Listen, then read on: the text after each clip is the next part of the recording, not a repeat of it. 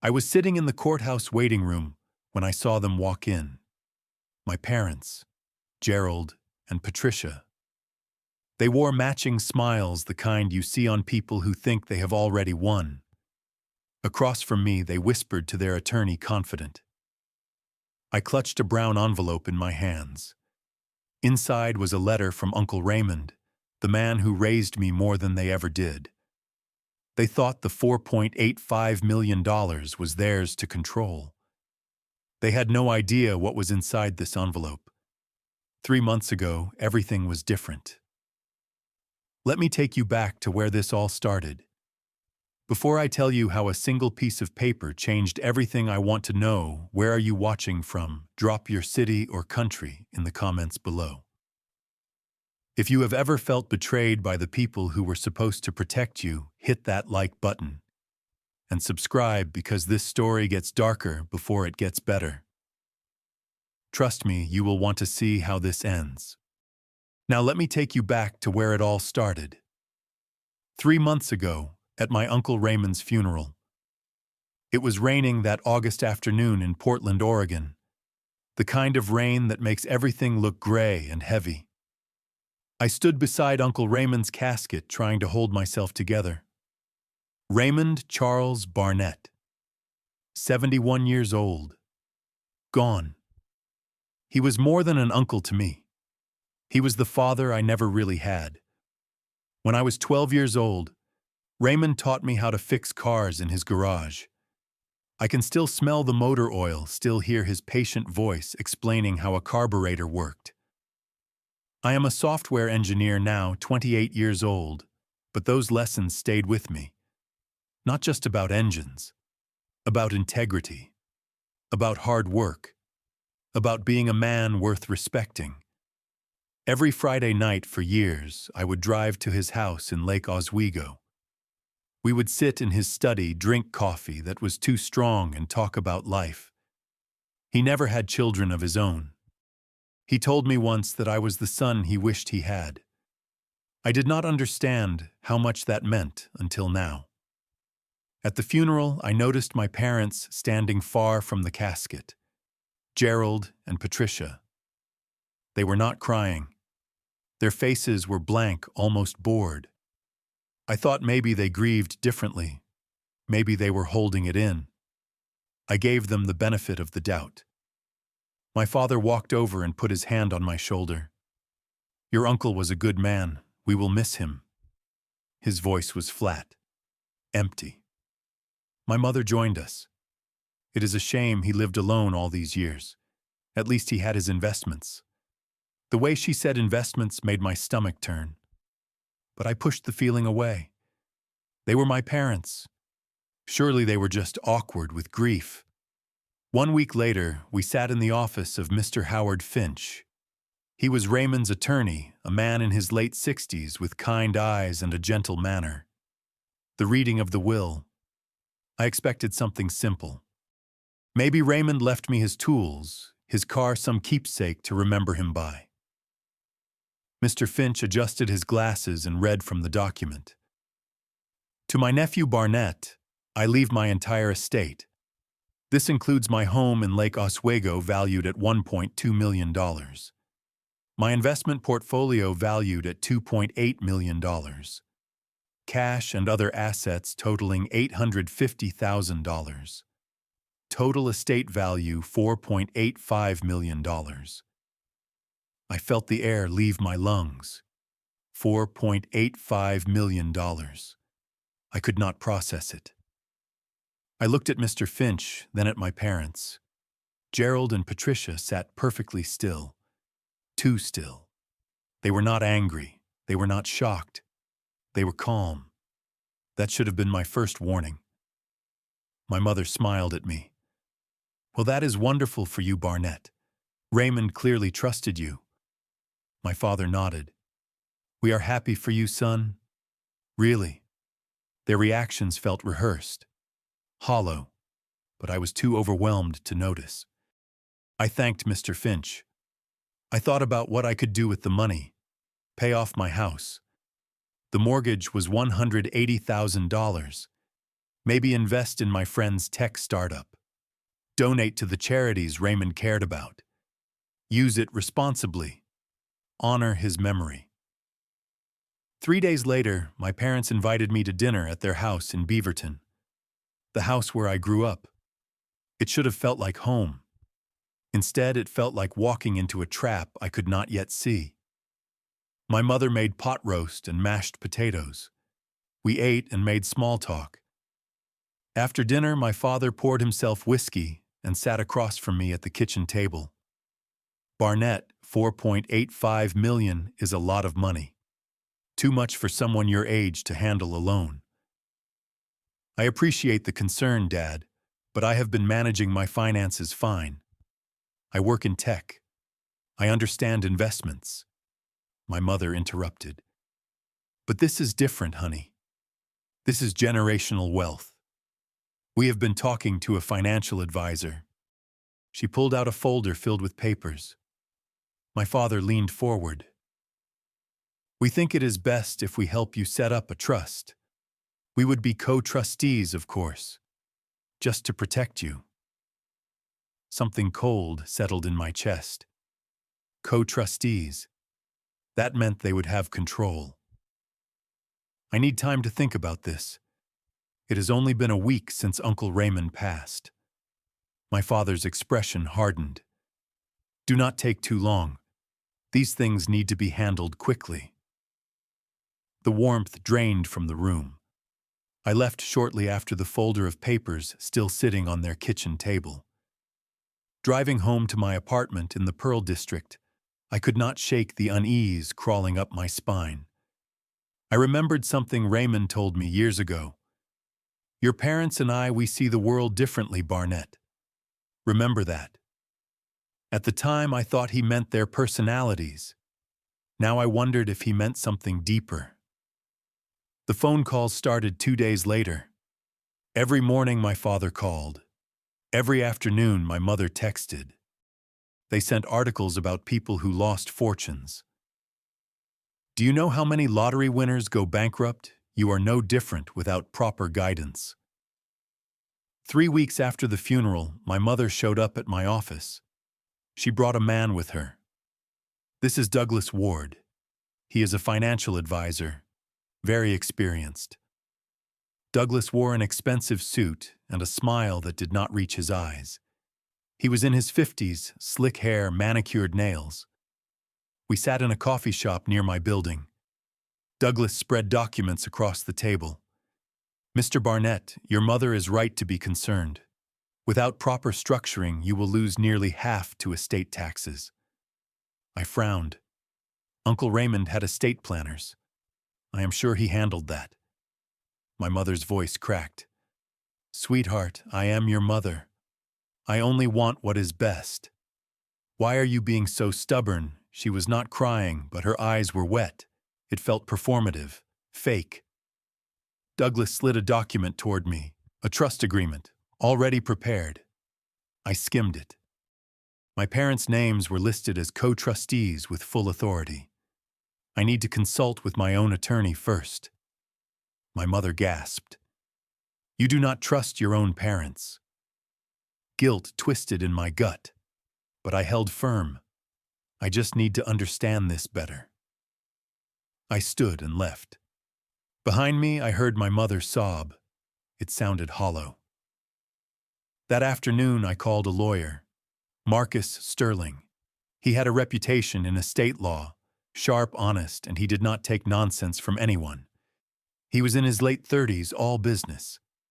I brought him the documents Douglas gave me. Marcus read through them, his expression darkening. Barnett, this is not estate planning. This is a complete transfer of control. If you sign this, your parents can access, invest, or withdraw funds without your consent. What? But they said it was for protection. Protection for them, maybe. He pointed to a section buried in the fine print.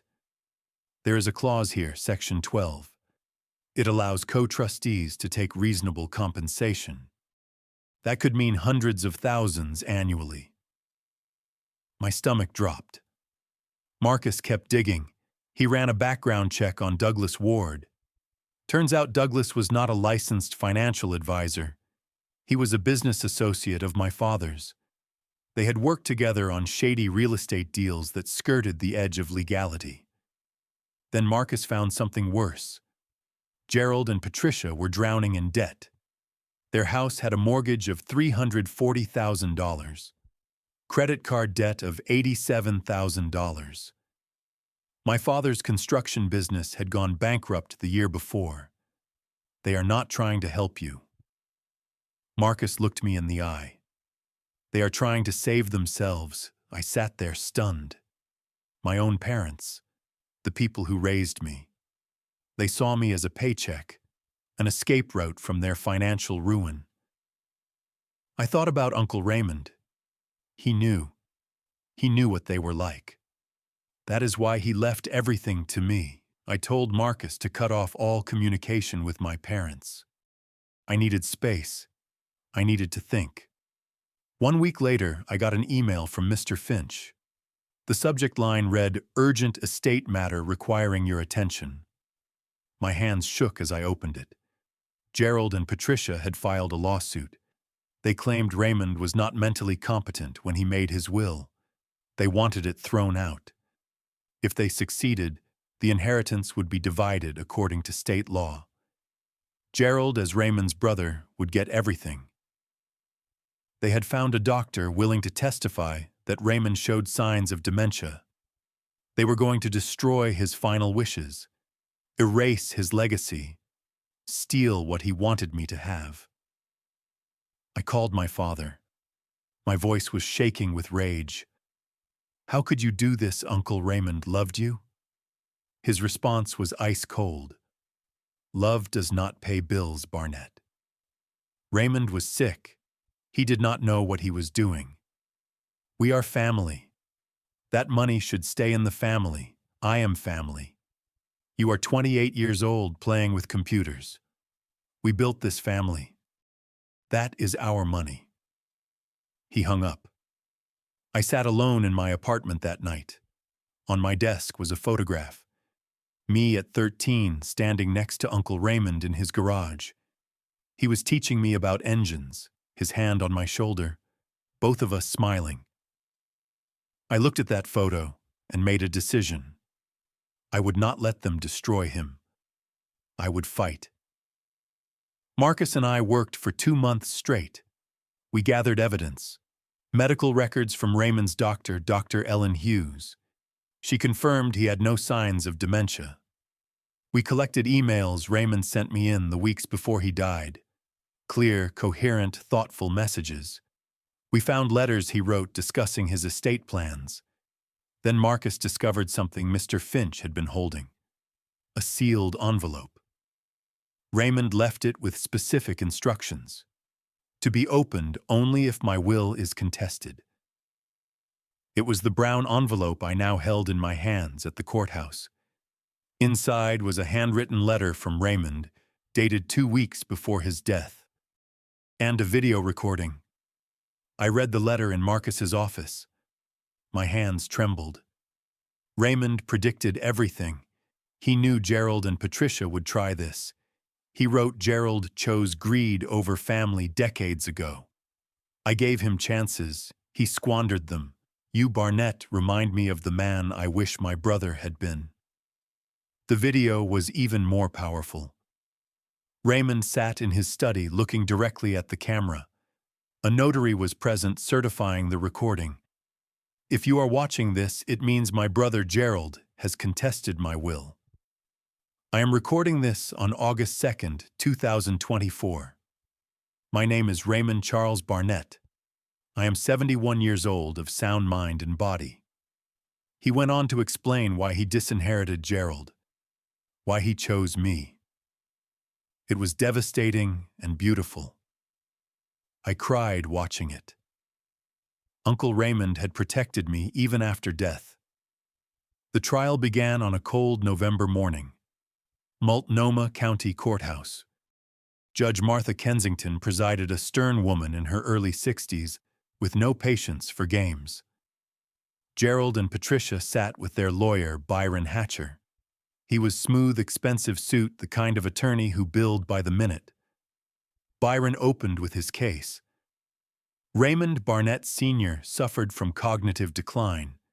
His nephew manipulated him during a vulnerable time. The will is unfair. Gerald is the rightful heir as Raymond's brother.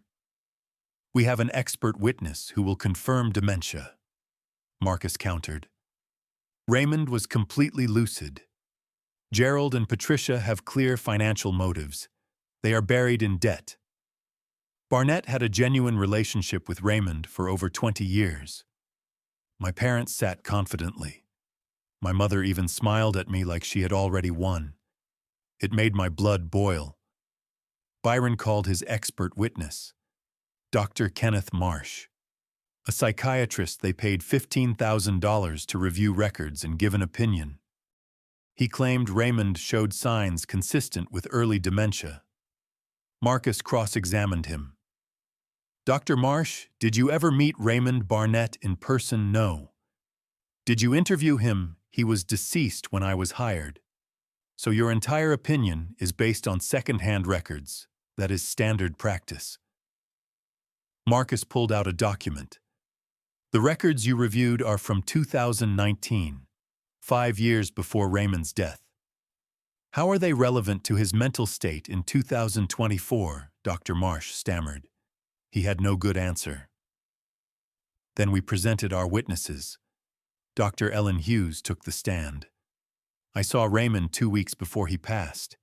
He discussed his estate planning with me. He was completely lucid, thoughtful, and very clear about his wishes. Byron tried to shake her testimony. He failed. Mr. Finch testified next. Raymond came to my office 6 months before his death to update his will. He was very clear about his wishes. He specifically mentioned concerns about his brother's financial irresponsibility. Then Gerald took the stand. Byron asked him to describe his relationship with Raymond. My father talked about their childhood, how close they were. He claimed I had isolated Raymond from the family. Marcus stood for cross-examination. He pulled out phone records. Mr. Barnett, how many times did you call your brother in the year before his death? My father hesitated. I do not recall exactly.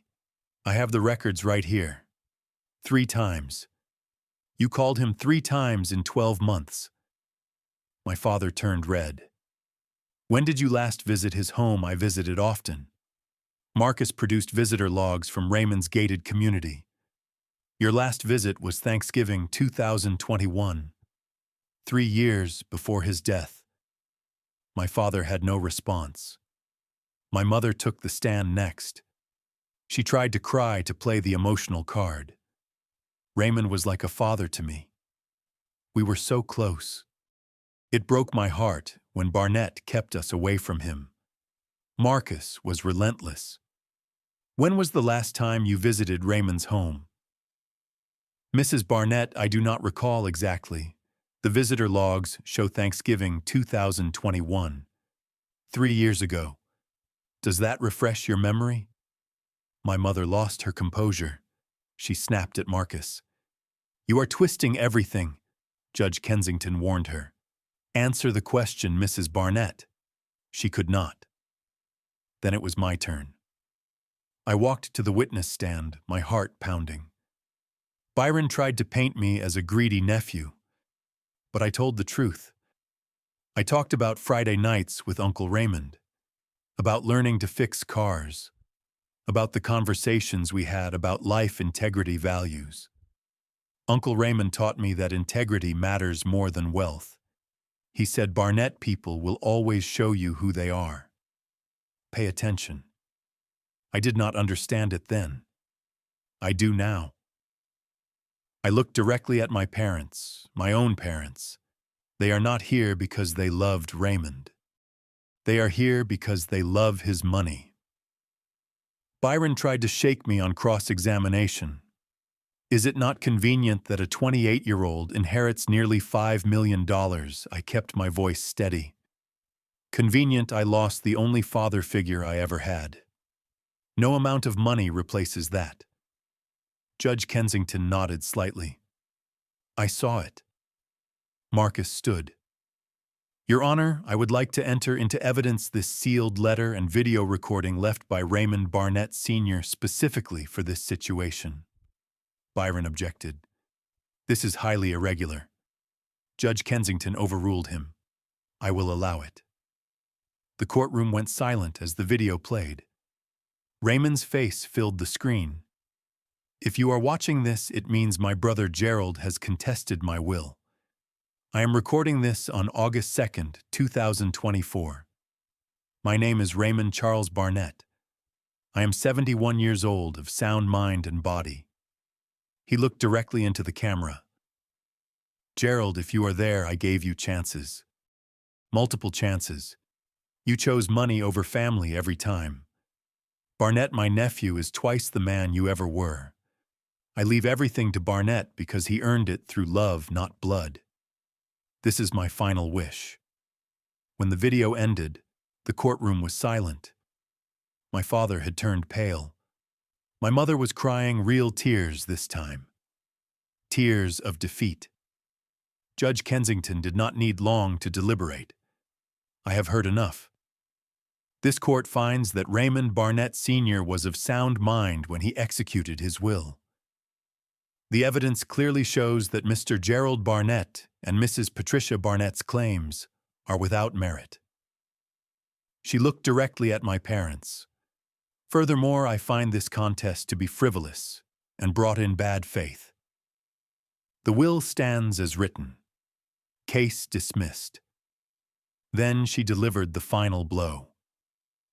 Mr. and Mrs. Barnett, your attempt to manipulate this court and dishonor your late brother's memory is reprehensible. You will pay Mr. Barnett's legal fees totaling $47,000 within 30 days. My parents sat frozen. Byron Hatcher packed his briefcase quickly, avoiding eye contact. Marcus shook my hand. I looked at my parents one last time. They could not look back. The week after the trial, I stood in Uncle Raymond's house. My house now. I decided not to sell it. I would live here in the home where he spent his final years, where we spent so many Friday nights talking. I cleaned out his study and found treasures I had never seen. Photographs of me as a child learning to fix engines. Newspaper clippings about my work in tech that he had saved.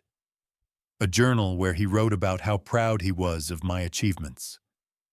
My parents sent the money for the legal fees. They included a short email. We are sorry things turned out this way. No phone call, no real explanation, no accountability.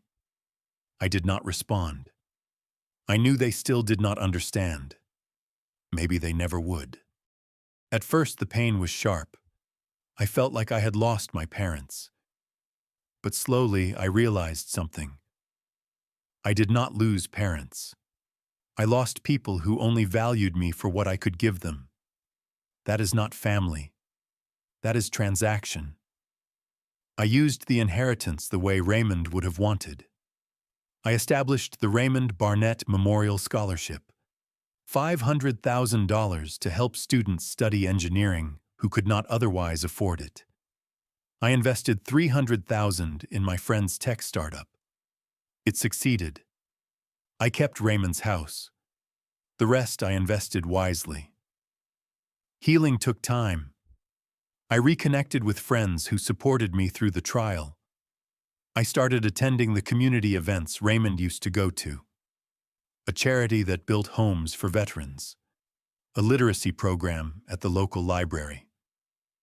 I met people who knew Raymond who told me stories I had never heard. It felt like getting pieces of him back. I met someone at one of those events.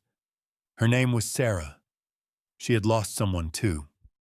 We became friends. Nothing romantic. Just two people who understood grief and were learning to move forward. We got coffee sometimes, talked about life, about healing, about building something new from the rubble.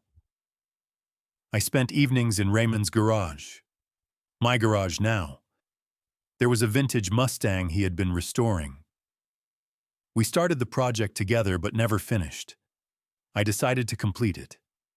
Piece by piece, I worked on that car. It became a meditation, a way to feel close to him again. One evening, I sat on the garage floor, wrench in hand, thinking about everything that happened. Uncle Raymond taught me that family is not defined by blood. It is defined by who shows up, who cares, and who stays when there is nothing to gain. I learned that protecting yourself is not selfish. Sometimes the hardest thing is accepting that the people who hurt you will not change. And that is okay. You can still move forward. You can still build a good life. The $4.85 million.